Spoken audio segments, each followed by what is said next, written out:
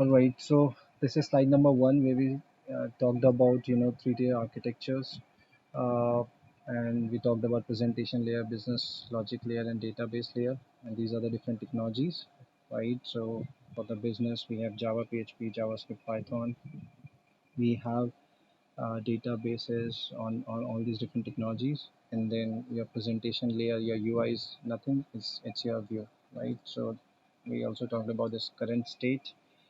So we see our application, any application, be it mobile application, web application, IoT or API client, as a black box today, and we are demystifying this. We are trying to see what's inside this black box, because as we have already discussed, that API testing falls into the unit and integration type of testing.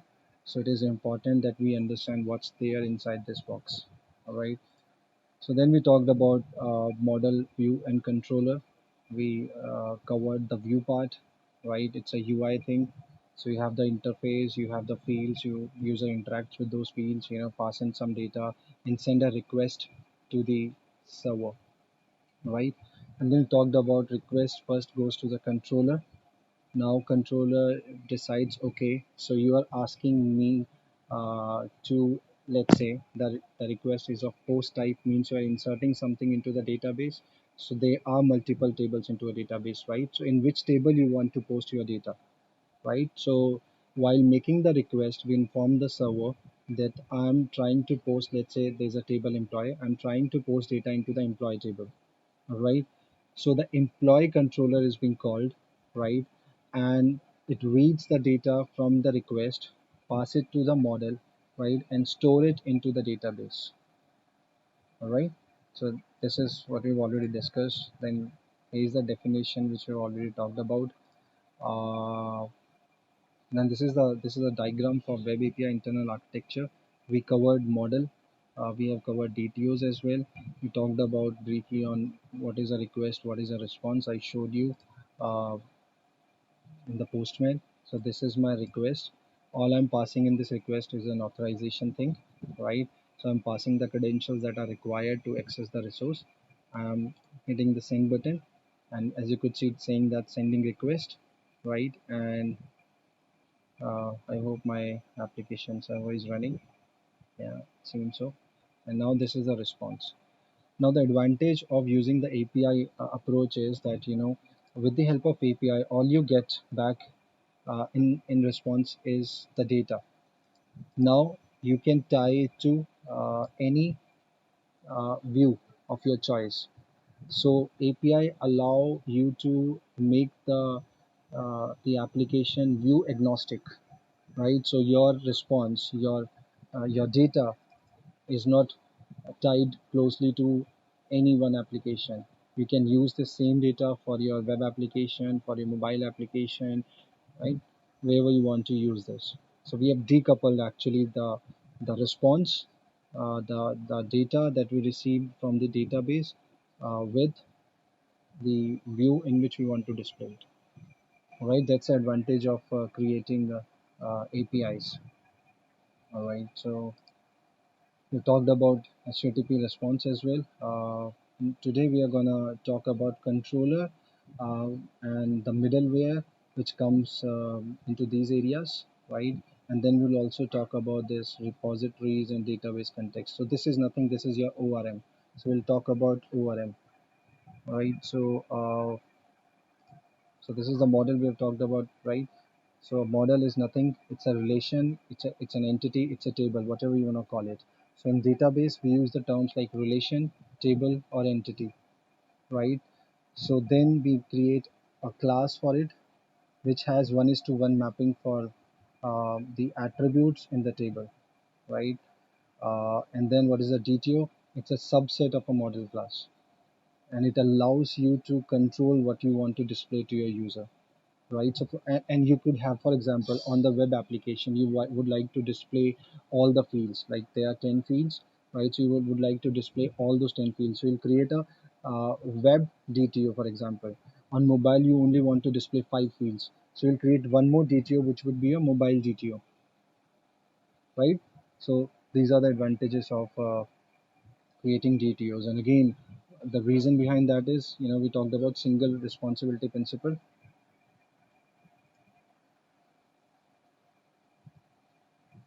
So Ranjani has also joined. Uh, so we talked about, model and GTOs, right? Uh, Where's the next slide? Yeah. So it helps to control more precisely which properties to expose from the entities. And the second part of the definition we'll see in a while. And also to expose entity aggregates rather than single entities, right? Um, okay. So we said that, model will allow you to post and retrieve data from the database, right? But how does that happen? So there is a concept which is called as object relation mapping. So what is an object? It's what is an object? Any idea what is an object? Anyone?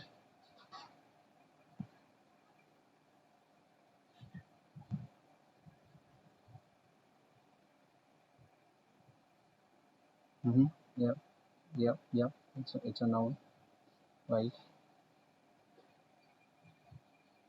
So in the object oriented programming, what we do is so there are two type of programming. One is object oriented programming, and another is your procedure programming. As the name says, in the procedure programming, you create procedures. Procedures are nothing; they are called as the function. So JavaScript is a procedural programming language. So you create functions and do the job. However, the object oriented programming, you create the class first. Class is nothing; it's a blueprint from which you create your objects, right?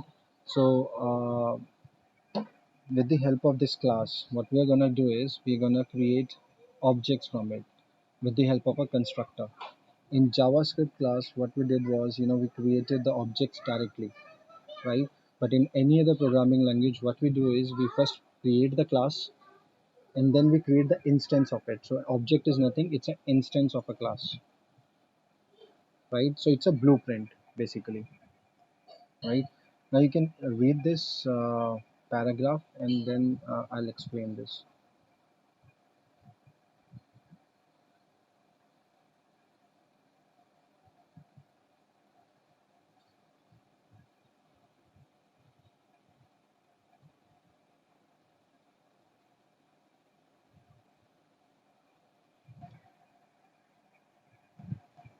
Are you able to read this or do I need to zoom in?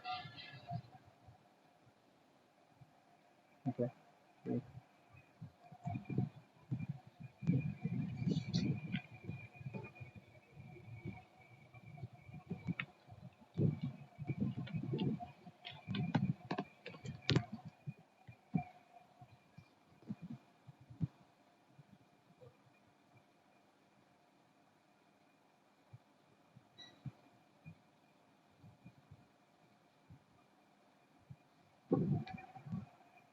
Right. So what happens is before the introduction of this ORM, and let me go to the first slide. We used to use the drivers actually to post my data into the database, or for that matter, retrieve the data back from the database, right? So as a developer, our job was, for example, to write those SQL queries, right? And pass my values into the SQL query, and then we were saving our data into the database. But then our programmers, they are pretty good at these programming languages like C, C++, Java, Python, PHP, and so on. But they are not really good at writing those SQL queries because DBAs are supposed to write the SQL queries, right? So we tend to find a lot of bug if we ask a developer, programming guy to write those SQL queries, right? So there was not much of a solution at that point of time. Either the developers were writing the query or the DBAs were writing the queries, right? If DBAs are writing the query, they are the administrative people, so they don't have the knowledge of the application requirements, and in the absence of that, they were not able to do justice to writing SQL queries, and was taking a lot of time actually to complete a task, right? So to bridge up that gap, So you see, right, the cons of who, if developer is writing the query, what are the cons of that? If a DBA is writing the query, what could be the cons, right? Are we on the same page there? That there were some problems in this approach? Yes, no, right? So as a solution, we came up with an approach called as ORM, in which now the situation is, as a developer, you're pretty good at creating classes and objects from that, right? What if there is a mechanism in place which allows you to post your object directly into the database, and you don't have to write any SQL queries, right? So this is line number one. So reduces the chances of making mistake, because instead of executing the SQL directly, an object model is built, right? So what is an object model? We talked about, right? A model is a class and you create objects from this. So the object model is built that reflects the data structure. All right. So what is a data structure in programming? And we talked about this, right? So we had okay. So yeah, here in this diagram itself, let's check that. So this is my animal table in the database, right? This is a database. This is my animal table. You see, we have ID, name, type, speed, lifespan, created date, and these are the attributes, right, in the table. For each attribute, I have a respective property in my class, right? So there is a one is to one mapping. And now with the help of ORM, I can post my object directly into the database or directly into this animal table. I don't need to worry about writing the SQL query because ORM will take care of this. And these are some of the examples, like Hibernate is used into Java world, Entity Framework is used into C Sharp world, uh, Doctrine is, I guess, into PHP, and Django is into Python. So these are some of the famous ORM systems across these different technologies. All right. So that's advantage number one. It's gonna be faster. It's gonna avoid the mistakes because we are not asking developers now to write any SQL code, right? Now what happens is, at the runtime, data will be retrieved from the database and filled into the object model. This is what I said in class 1 and 2, that you read the data from the database and then it gets populated into your model, right? And model is what? The object of this class, right? This way we can work entirely with the object. This is what I said, right? So I said I'm not going to work on these individual attributes. So I'm going to work on the entire row at a time, and this is only possible because here I have the object which contains value for all of these properties, and this object represents a row in the table. So I'm going to post that or retrieve that, whatever is the requirement. Now this technique of converting data between object model and relational database is called as ORM. All right, so now in our diagram, where is this ORM? So this is my ORM area, and you see my model is interacting with my ORM. All right. Okay. Now, like I mentioned, you got to do like 50% of your testing on the models. Uh, and what does this model return to you in the response? They return the text objects, right? These are JSON objects. We'll also talk about, why did I use the term text? We'll talk about it. So there's a term called as JavaScript object, and then the another term is JSON, JavaScript object notations. So most of the time people feel that both of these are same, but they are different, right? And therefore the names are different. So let's create a JavaScript object, and then we'll understand what is then a JSON object is. So how do we create a JavaScript object?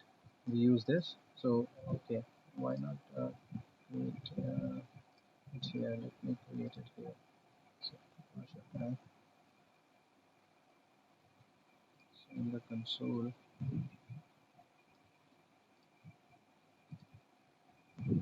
All right. So we say let's create an object person, and this is the syntax that we use. we say name is equal to, let's say, all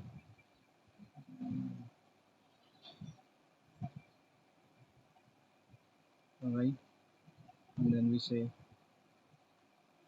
age is this. Uh, it could be number, so I don't need to put that into string. So let's say 25. So this is my object. All right, how can I access this? I can say person and it will return me the object. And let's check the type of this, and I guess I have to use console.log, and let's check the type of. We're gonna use this command a lot while writing our test cases into Postman. So type of person. When I do this, it tells me this is of the type object. All right. So this is my JavaScript object. So your JSON object looks pretty much the same. But then what is the difference? So the thing that we have to understand here is anytime we send the data to the server or receive the response back from the server, the type of that data is always text, because a string is always string. Basically text is same as string, because string is a universal data type. It can hold any other data types, right? So we don't pass JavaScript object, we pass JSON. So JSON is JavaScript object notation. So it will look like your JavaScript object, but it actually is a string. Instead of an object, its data type would be string. That's why you will see in our API session that will be converting this response into JSON first, and then we'll interact with that. Because anytime you send data or you receive data, the data type of that is always string. All right. So that's the difference between JavaScript object and JSON. All right. Um, so yeah, this is like the simplest thing that you will be required to test, because there is 1:1 mapping. But in the real world, what we have is we have tables, multiple tables in the database, and they are dependent on each other. So there is relationship between these tables, right? So how would we test that part, right? So it's going to be something like this. So for the complex ORM example, you could see that this is my table into the database, and the name of the table is department, and there's another table employee. So each employee would be working in one or the other department, right? So you see that in the employee table, I have the foreign key reference for the department ID. Now, how am I going to represent that in my model, right? So again, I'll create the simple classes first. Right, so I'll create the simple classes first, right? We've already seen that. And in case of this employee, this is how I have to represent that this particular attribute, right, is my foreign key.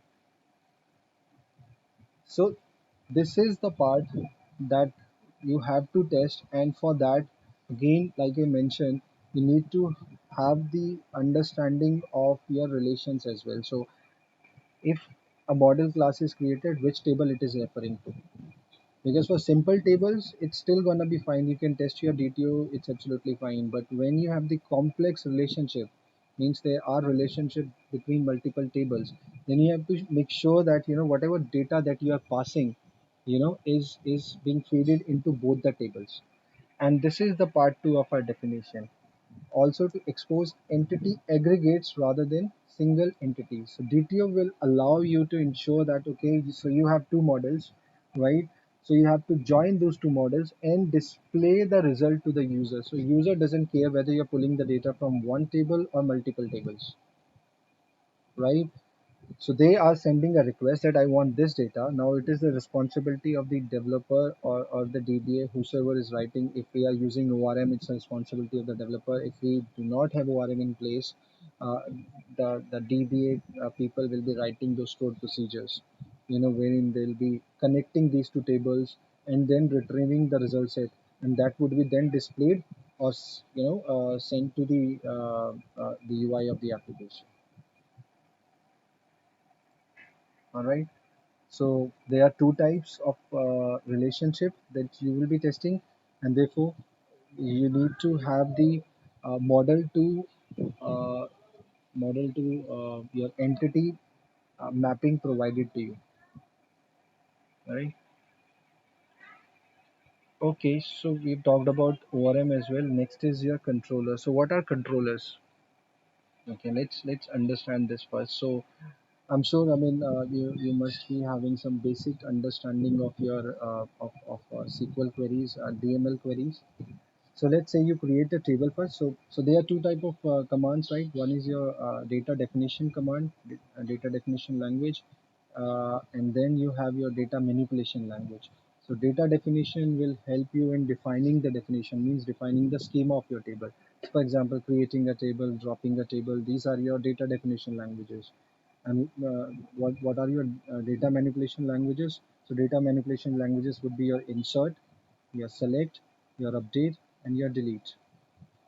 All right. So because we said that we have a table, right, and with the help of APIs we are going to manipulate the database table, right, and these are the four operations which are available to you. Either you can and select is not a data manipulation language. It's a data select query, I guess. Please ignore this part. So we have only three data manipulation things like post, put, and delete. But just for understanding purpose, so these are the four operations that we'll be doing inside the controller as well. All right. So for each of these operations, there will be a unique method into the controller class. All right. So what do you do with this table now? So you insert some values, right? So this is gonna be represented by a post method inside your controller. Next is your get, right? So get command, get method is translated into your select queries into the database. So query number one is select all from person. This will give you all the person record there into the person table. But you can filter out your result with the help of where clause, right? So you can say select all from person where ID is equal to one. So there will be one method to retrieve everything from this table, and then there will be another method in which you can filter out your result based on the parameter that you are passing. Right, then we have the update queries. For update we have a verb called as put into our controller, right, and it would be like update person said this and last name is equal to this. So you have to provide the where clause as well. Remember this, in the select specific record you're passing the where clause. In the update also you are providing the where clause, and in the delete you are also providing the where clause, but in insert you're not providing the where clause. And now let's look at our methods. So method number one is it returns all the students, right? So this is your get all. Then here you could see this is returning a specific student record from the database, and for that you are providing the integer ID, right? So if you map it with this, where ID is equal to 5 in this particular case, for example, right? Then you have the post, and the post, look at this, you are not providing any ID, you are just passing the complete student object as it is. This is your model which you are passing. So whatever body that you are sending with your request is being mapped to your model, and you are passing that model directly to this function. And with the help of ORM, this particular student object will be inserted as a new row into your database, right? Then in case of put, right, again you have to pass the ID, and in put also some of you already know, others will come to know that we have to provide the full object again, right? So you could see that we are passing the ID and the full object which we want to update, and then we'll update that particular record into the database, and finally you have the delete method, right? So in delete what you're doing is again you're passing the ID and you're deleting that particular record. All right. So what do we have inside our controller class? we have the methods to manipulate our database with the help of model, right? And therefore, if you now refer to this diagram, so it interacts with your model. So controller interacts with your model, manipulates the model, and update the view. All right. Okay. So we talked about controllers and the methods. Okay. So next, let's talk about middleware. And in case of middleware, I just want to make one statement first that this is something that you cannot automate in most of the cases. So this is something that you have to test manually, and you need to get in touch with developers a lot, and therefore it is important that we understand the concept and ask our developers, okay, what all middlewares have you used into your application. So what happens is, how does the work, how does the execution workflow happens? What is the order? So your request, uh, before we go there, just one thing. So for example, you have a person table into the database, right? So the name of the model would be person, all right? That's gonna be the name of the model, person. What is gonna be the name of the controller by convention, right? We are talking about by convention. What is the name of the controller class? It's gonna be the person controller, all right? So that's how developers name these things.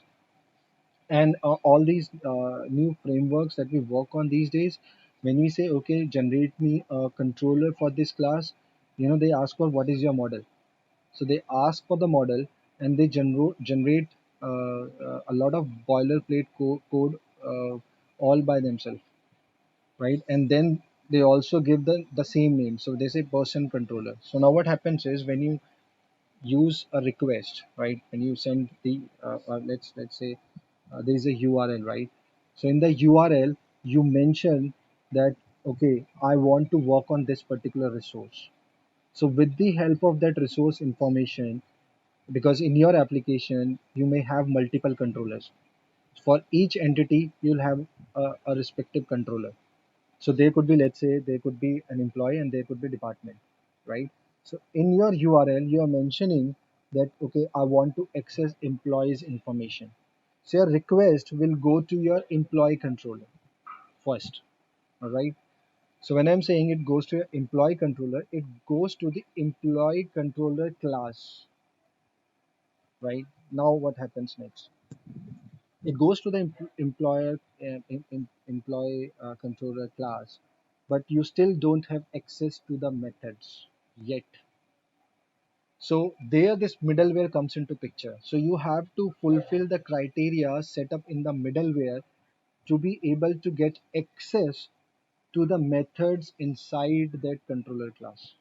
The methods are clear to you, right? They are insert, update, delete, patch, and post, right? Sorry, post, put, get, delete, and patch. So these are the methods, right? But to be able to access those methods, you have to first fulfill the criteria of the middleware. So you have reached to the right resource, right? However, if you do not fulfill these criteria, you'll not be able to get access to those methods.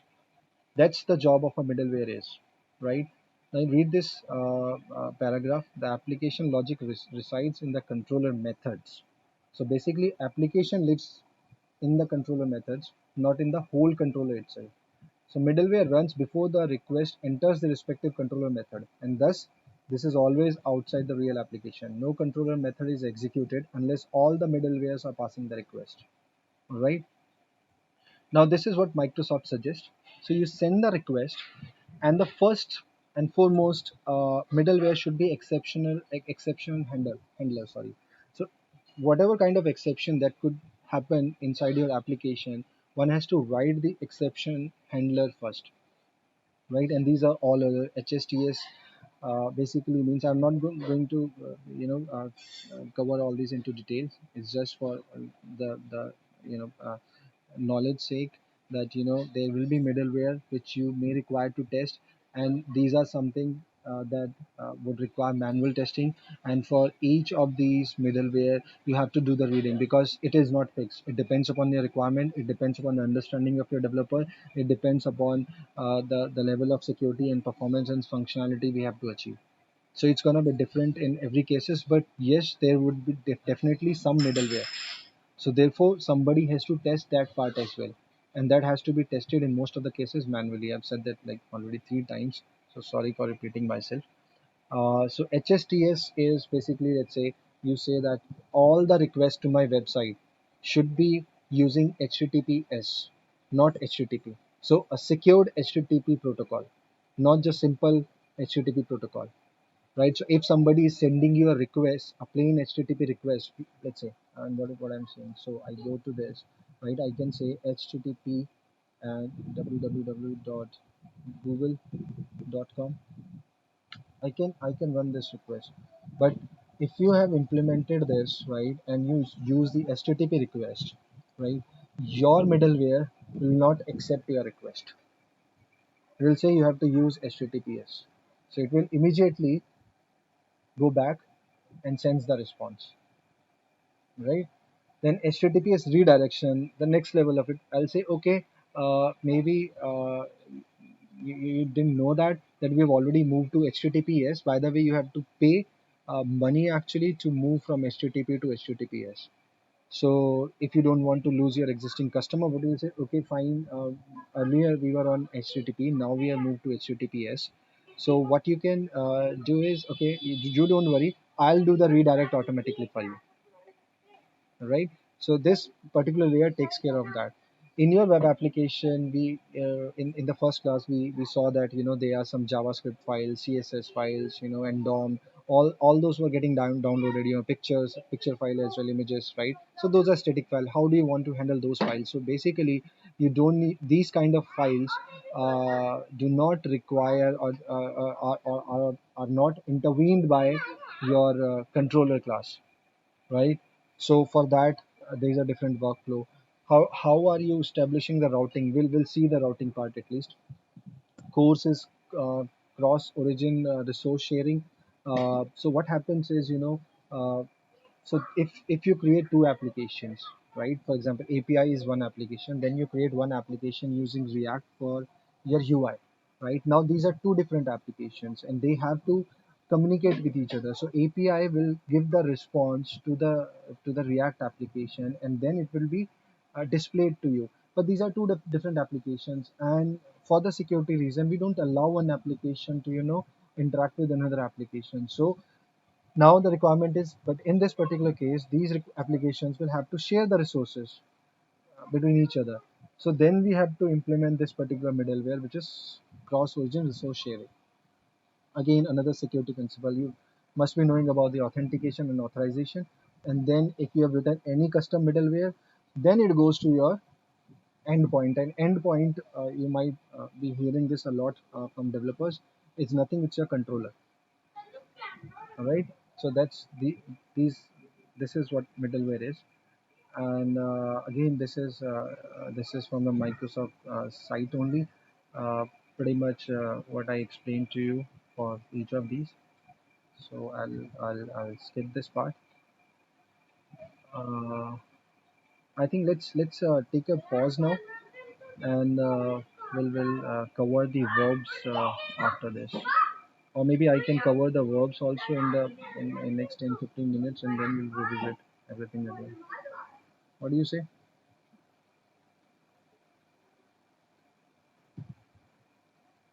Okay. All right. So you see, I mean, endpoint is nothing. It's a path to your resource. So as you could see that what I've defined is this is my route. So I defined that. So let's see a URL first. Let me go here, and let me pick this one only. Let me pick this one.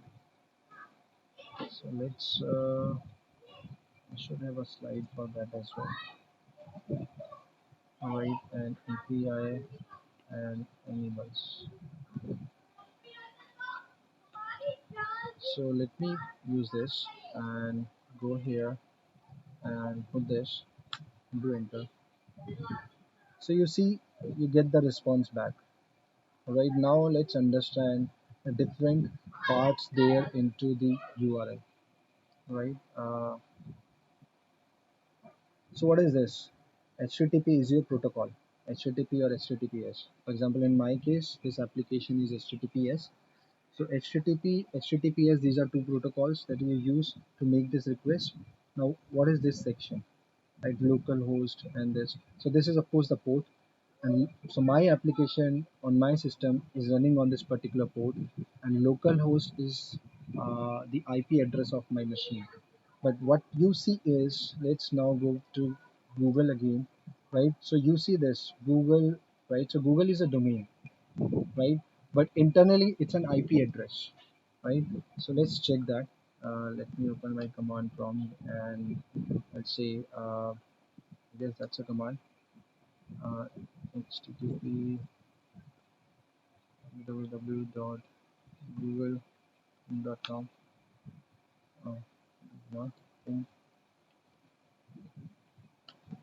yeah. So you see, when I send google.com, it is internally translated to this address. So even if you try, I guess this, and send your request, it will still work. So everything actually is IP address, but for users, it's hard to remember. Therefore, what we do is we buy these domains, right? We buy these domains, and that way it's become easier for the users. Like you use gmail.com, right? What imagine, you have to remember all these IP address for all these applications that you use. So instead of asking the users to remember all these IP address, this domain concept comes into picture. So you buy those IPs and then give those IPs some name, and then user can access your application using the domain. So in this IP address, in this whole URL, so this becomes your domain, and this becomes your port on which your application is running. By the way, all these applications run on 443 and port 80. So HTTP, for HTTP, the port that is reserved is 80, and for HTTPS, the ports that's reserved is 443. And if you really want to do automation going forward, you have to remember at least these two ports, because when you start writing the code, not certainly not important for API testing using Postman, but if you write your API testing code using any other programming language like Java and Python or C sharp for that matter, then you need to understand all these concepts. Okay, on which port this HTTP request goes to, and then HTTP request goes to 443, HTTP or 80. All right. So now what is this API? So this is the route that I have defined, and it's see that in the application I can change it to anything for them. I can even remove it. But since this is an API, so it makes sense to add a route which mentions that okay, this is the response from the API. So that's why I've added API in here. In your case also, I believe more than 90% of the times you will see the keyword APIs, because that way we can figure out whether this is an application, web application, or an API, right?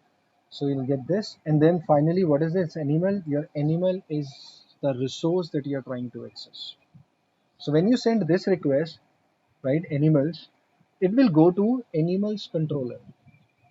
And let's now look at the code where I've defined all that, right? So when I send that request, it will go to this particular method, right? It will call this get animals method, and it will return all the animals from the table from me, right? And you could see that here I've defined the route. So I've said API and the name of the controller. See, I've mentioned the name of the controller. And what is the name of the controller? Animals controller, right? So, like I mentioned, that controller is automatically added. So when you make the request, the route would be API forward slash remove the controller and just paste the part here. So it will become animals. right? This is by default. I can change it tomorrow. I can here write, let's say XYZ. Then your request, your URL would be your protocol, HTTP or HTTPS, then your domain, and then this particular path and the name of the resource. Okay, so this is your URL thing. Uh, okay, so now we have already talked about. So endpoint part is done. Let's talk about this as well. So just go back to the code once again. And though it's already there uh, in the controller slide as well, but we are talking about animals, so let me refer to this only. So now let's talk about the single thing. So here, what I'm saying is, so now when I say, look at this, when I say the route, I have applied it before the class, which means that all the method of this class will follow this route. I can apply this routing at the individual method also, but that's going to be repetitive, right? So therefore better to use it on the class level. So if you ever get a chance to see the code and do your testing, then you can go for all these kind of tests. Then why have you applied this particular route on a specific method? Why have you not applied it to the class? Then they'll mention you, okay, because there is a specific requirement for this particular method, I have to use a different route, that's why I've applied it. Then it makes sense. Otherwise, it has to be applied at the class level. So now here you see, so when this is applied at the class level, here what will happen is I'm saying that I'm gonna be passing an ID, right? So from this method, this ID will go. So what happens is you are sending that ID in your URL. So it's gonna be something like this. So you'll say ID forward slash, and let's say you will say I would like to see animal 3, and let's hit the request first. So I go here, get an animal. So get a specific animal. So I'm saying give me only the animal with ID equal to 1. And I send this request. Okay, unauthorized. Okay, and I read from the parent, and where is the parent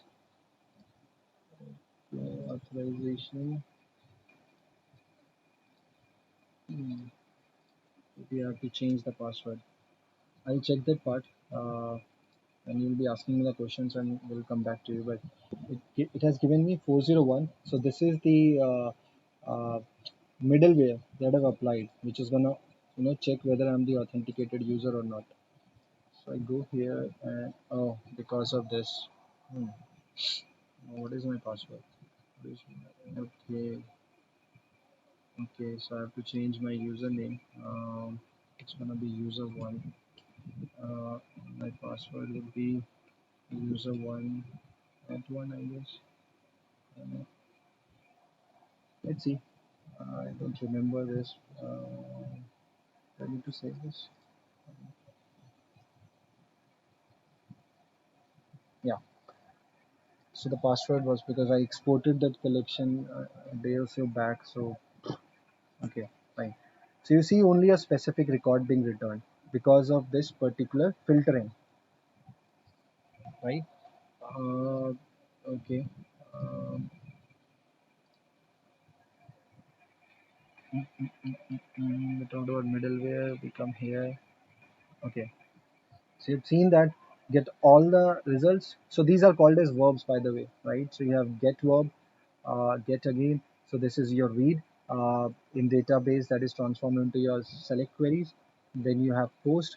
Post is your create. With the help of post verb, you create a resource, and then in database we use insert for update again. I mentioned that for this, for updating a record, for patching a record, and for deleting a record, you need to pass in the ID. If you don't pass an ID for a delete, it will delete all the records from the database, from the table, sorry, right? So when you pass in the ID, what you are doing is you are adding that where clause in your query, right? Nothing more than that. So you're just adding the where clause in your query. So what is get? So this will give you all the results. This will filter out the results and will show you only the result set which matches with the ID.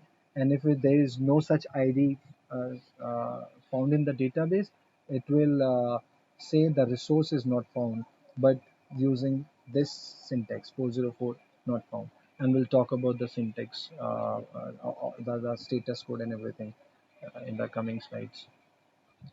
So post, you can create a record.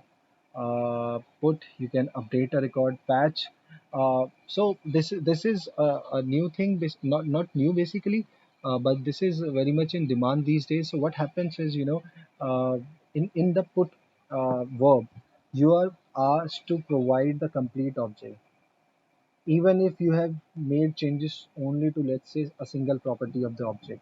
Still, you have to pass in the complete object, right? And because of that, there is a chance that you can cause error into the system. So let's see what I'm saying here. Let's go to the put one, and if I go to the body, you see I have to pass in this complete body again. And all I'm doing here is, I guess, I'm changing the lifespan value. So other properties also I have to provide, right? But with the patch, all you have to do is, if you go to the body, you will say, okay, go to the speed property and change its value to 60. So that's how you create your patch request. So you're only mentioning the property that you would like to update. And that ways you don't have to provide this complete object, right? Because just imagine if you have to write this on your own, right? And if you could do a spelling mistake, then in your database, you will see this new value. But your intent was not to update this value. Your intent was only to update the lifespan or speed, I guess. Because in patch, I'm switching it back to 60. So in post, I guess it's gonna be 60. Yeah. So input, I've changed it to 65, and in patch, I'm again switching it back to 60. All right. And your delete is, you don't need to provide any body. In your get also, you don't provide any body. So you provide the body, the request body, only into put, post, and patch, right? So I guess that's done. Request. So by the way, request is, we call that as, okay, we are sending the request, but it's an object to developers. So request is an object and response is an object. And in that object, they'll read things like this. Okay, so what is the verb that you have sent? So it's going to be into the key value. Whenever I mention that something is an object, it has to have that behavior of, key and value. So there will be a key for the verb, and then whatever verb. So I hope our verbs are clear now. Get, put, post, delete, patch. This is what we're gonna cover in this session. Now, what is a query path? We call this as route. So now understand that thing. So this is my request, right? So if you pass something like this, so you add a forward slash and then mention the number, this becomes your query path, right? Also, this animal forward slash animal, this is your query path. Now, what is a query parameter? So query parameter would be something like, if you say like this, id equal to 3. So this is doing is fetch all the animals, because this will fetch, forget this part for a while. What this will do for you is fetch all the animals. Now this id is nothing. This is your where id is equal to 3. So if you see something like this, what it will do is it will fetch all the records and then filter out based on this ID that you have provided. And and you have been using this for years now. Let's see one example. Let's right. I'll use this because I've set some configuration in Chrome, and it is okay. What do we have to do? What do we control shift I? Yeah. Let's go to the network, clear out everything. Let's go to www.google.com.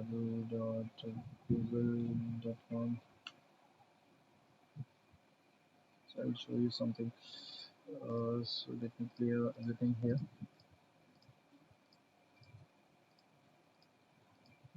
Okay. So here let's search for Postman. Uh, search for Postman. Let me clear this and let me now hit enter. Hmm. Yeah. So let's take this request.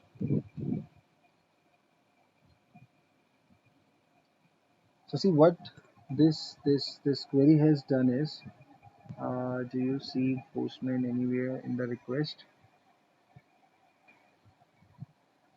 Yeah, here is the Postman. Yeah, so here's the Postman. So what it has done is it starts with this, right? So this is your domain, this is your path and route, and then what you are saying is search, and is the query, and then forget about all this. This is all used for the security purpose, and then you have this value Postman.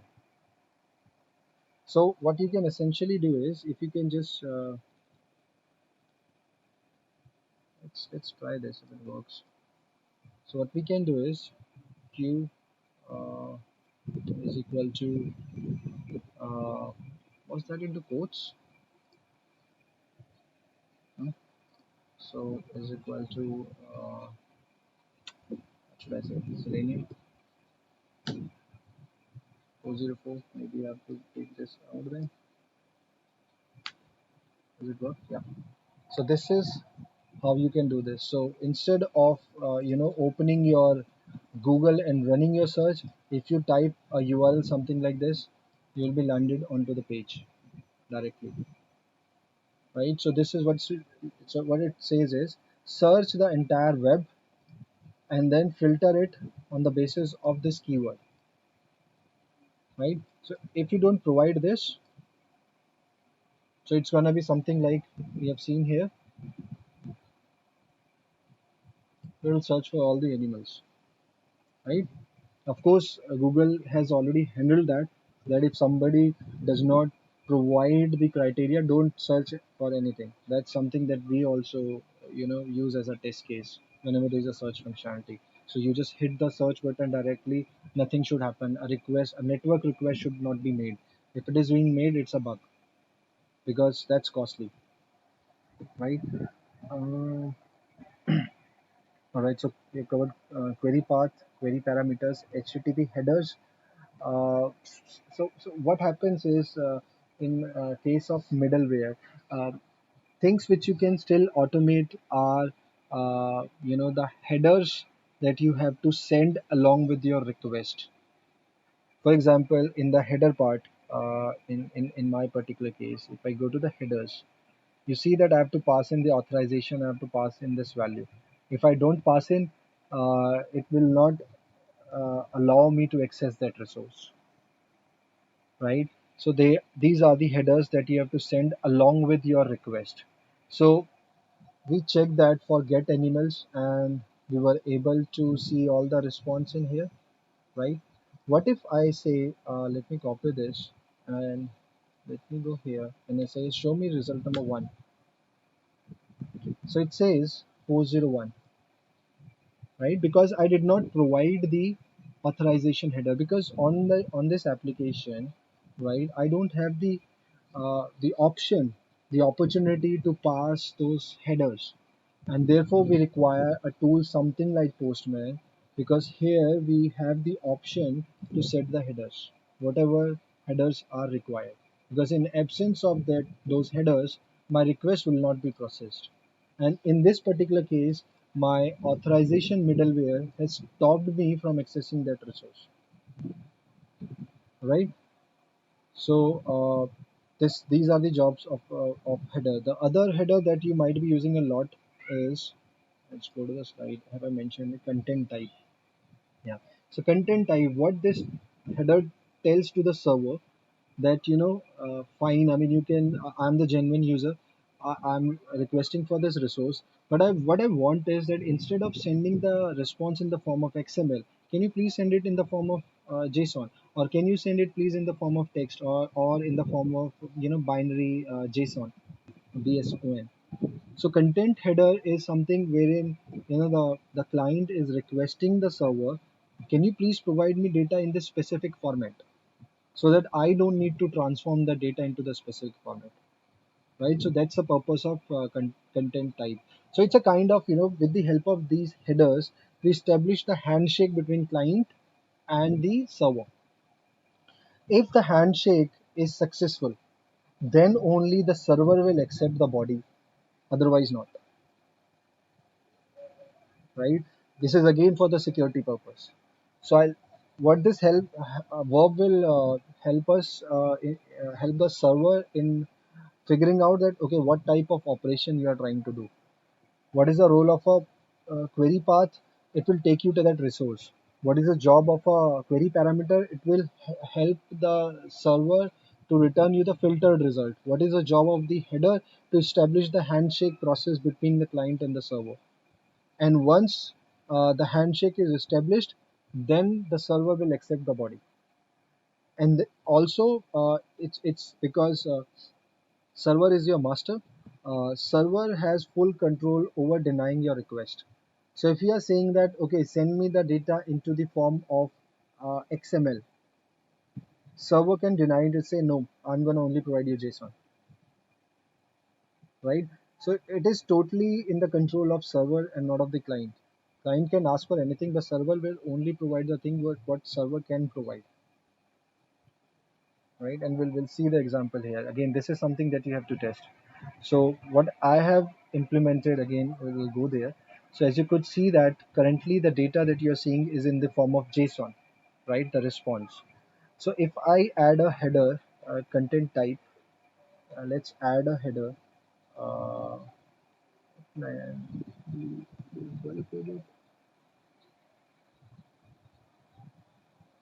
content. That's what I'm finding out. Where is that? Oh yeah, yeah, yeah, yeah. Thank you. Thanks a lot. So we are saying content type. Yeah, and you say application XML. Um, yeah, and if you send the request now, it is still showing the data in the form of JSON. It should have shown you data in the form of XML because I've implemented that. Hmm, interesting.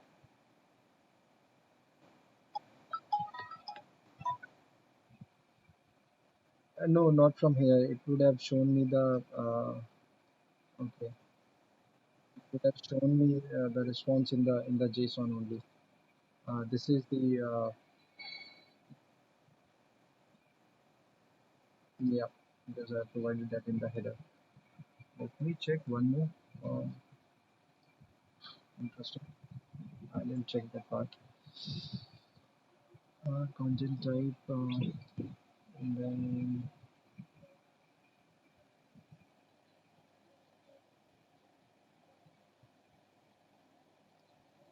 should have written the data in the form of XML. Hmm, interesting.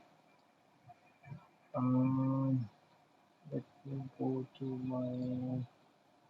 Let me see whether I've disabled it or not. Uh,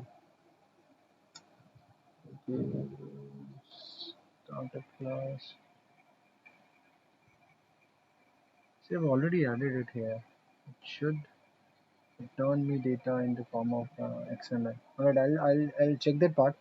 But so that's a job of a header to request the server if the response can be provided in the form of XML or not. Okay, I need to check that. This is not giving data in the form of is it accept?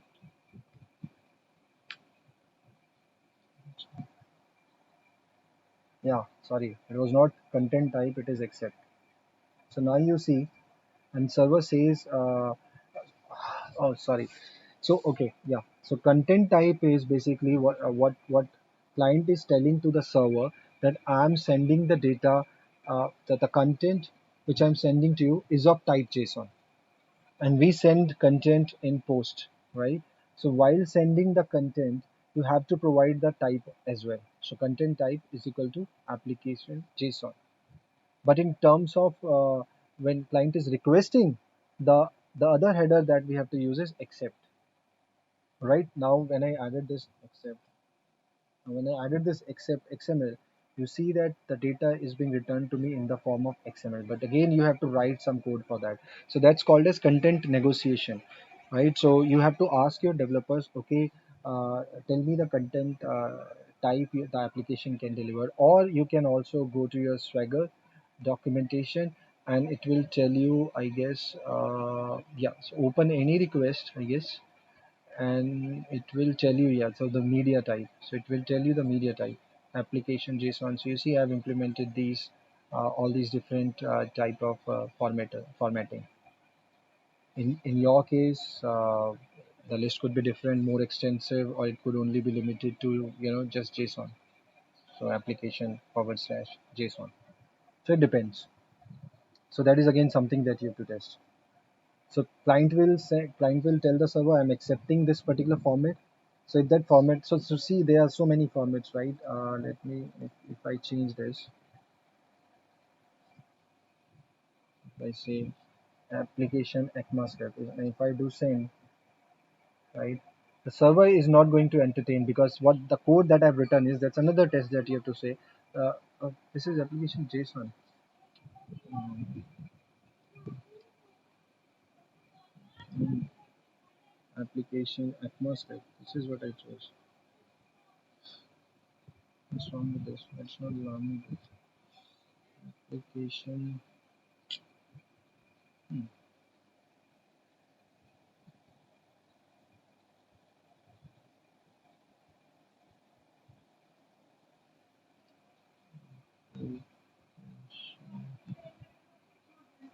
Let me try this. I don't know what this is. That's what it does. So see, yeah. So if the request that you're sending is not recognized by the server, so there's a default format in which you're gonna receive the result. And I have set the default response as JSON. Okay. But if you pass something that is implemented on the server side, which was application XML, is that now this one. And if you send this, it's there. So server will respect the request and say, okay, fine, I'll provide you that. So it will not error out. You can again implement it that way, that if somebody sends something in a format which is not implemented on the server, just error out, right? But then if you've already authenticated that person, rather than erroring out the request, I mean, in my personal view is, I mean, we should send the data in the JSON format, because JSON is something that's accepted by everyone, and this is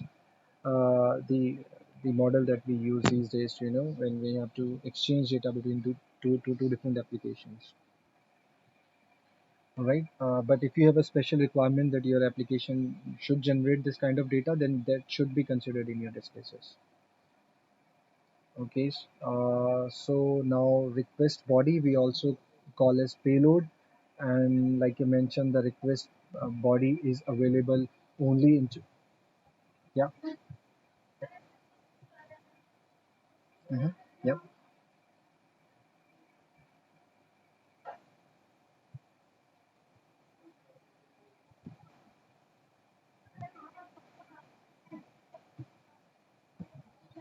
Some would be mandatory, like authorization is mandatory, right?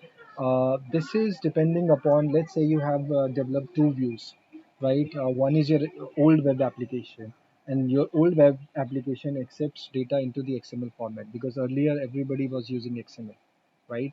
So in that case, what your application has to provide is to the server that, hey, I accept data in the form of XML only. So then it becomes mandatory for that view. Right, but your, let's say, mobile application can consume the JSON format as well. So in that case, because that's a by default behavior, so you may not need to provide that, but it's still a good practice to provide that, because then that gives you some kind of control over your request, because you're mentioning it clearly, right, that okay, I want JSON, I want XML, you know yeah, great. uh, exactly. Yeah. Yes. So, for example, in case when you have to render the HTML page, because a response could be anything, right? Because we talked about this is nothing. This is a resource that is being returned in your response object, right? A resource could be anything. It could be file, right? It could be an image. It could be the data from the table. So it could be anything. So it could be an HTML page as well. So in that case, your type would be something HTML. Let's see that. Yeah, this one. So text forward slash HTML. But I don't know whether this would work because I have not designed it that way. So ideally, it should be a JSON. Yeah. So I have not implemented that on my. Uh, yes. Yeah. So this is when I said that in one of I guess half an hour back that I have made some settings on my Chrome, which I'm not liking, and therefore I've moved to this thing. So a user, what is a user agent? So user agent is when you send a request right to the server. You're telling the server, hey, I'm sending you the request from so device, and then server takes a call. Okay, for example, uh, let's say you which website we have to. Okay, so let's say google.com. All right. So when you are sending the request from your browser, so you are telling server, hey, I've initiated this request from a laptop, right? So what server will do is it will send you the web page which can render properly on your laptop. In other case, when you're sending the request from your mobile phone, right, then user agent will go to the server with the help of user agent, which is sent along with the request, right? You don't need to send it. That happens automatically. Your browsers send that user agent. So when you're sending the request from your mobile, right, because the screen resolution is different, right? It's like 5 inches or 6 inches screen size, right? So now your server will what your server will do is it will send a web page of Google, right, which can render properly in that screen resolution of mobile, right? So this is called as responsive application designing. So that's the job of a user agent. But again, Postman is nothing more than a web browser. However, it provides all these tabs from where you can customize your requirement, and that is it. It is still a browser. So I'll show you. I can zoom in and zoom out on browser. So you see, I'm zooming out, I'm zooming in, and you can do the same thing on your web browser as well. It is not more than a browser, right?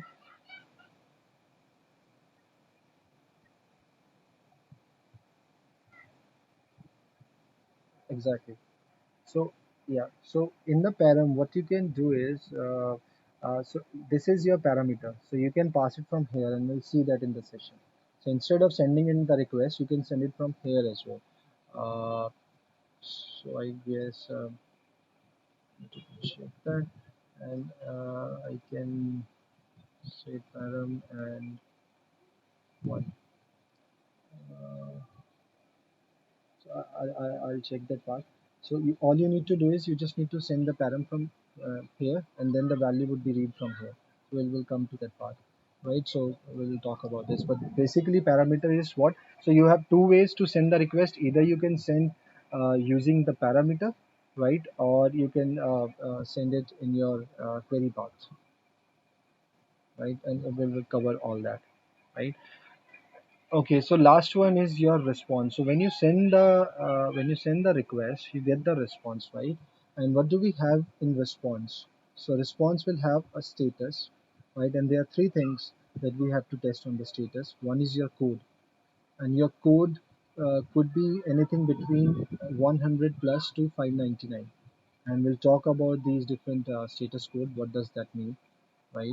And we broadly need to focus on 200 series, 400 series, and 500 series, right? So 200 series is for success, 300 series, for 400 series is for client side problem, means you have not followed. For example, when I was not providing the authorization credentials, right? I was getting 401. So it is my responsibility to provide to send the request in the right format. If I don't send the request in the right format, right, I'll get something from the 400 series. Last one is 500 series. So if something is wrong at the server side, you will get the 500 error. How can we handle those exceptions? So 500 is an exception. So how can we handle that? We learn that in the middleware. The first thing that we have to build into the middleware is exception handling. My application should not crash if I'm not if I'm if I'm not written any code to handle a specific case. And how can I achieve that? With the help of exception handlers, right? So that's 500 series. And let's check that in here. So you see 200 and 200 OK. So your 200 is nothing, it's your status code, and 200 OK is called as your status line, right? And then response time is the third one, and you see the time in here, 396 milliseconds. See, for performance, when you're doing the performance testing of APIs, this is the most important thing. When you're doing the functional testing, this and the response body are important to you. Okay, so this is how you're gonna build your pipeline. You're gonna first run your functional test, which will ensure that all your functional requirements are being met.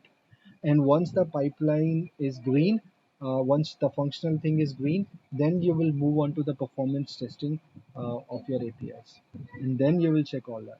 So in Postman, we are not gonna test this because this is gonna be the this sorry this is gonna be the part of your performance system, right? And we are gonna use Postman for doing the functional testing. Okay. Now body we have already talked about it. A response could be in any media format, being set on the server side. So these are the different examples. So I've already demoed you all that.